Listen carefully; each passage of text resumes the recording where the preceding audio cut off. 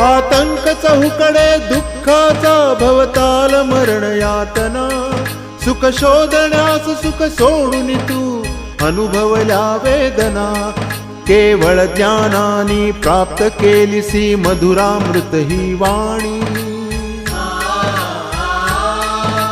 जगविख्यात ही बुद्ध मूर्ती अंत थागताची कहाणी,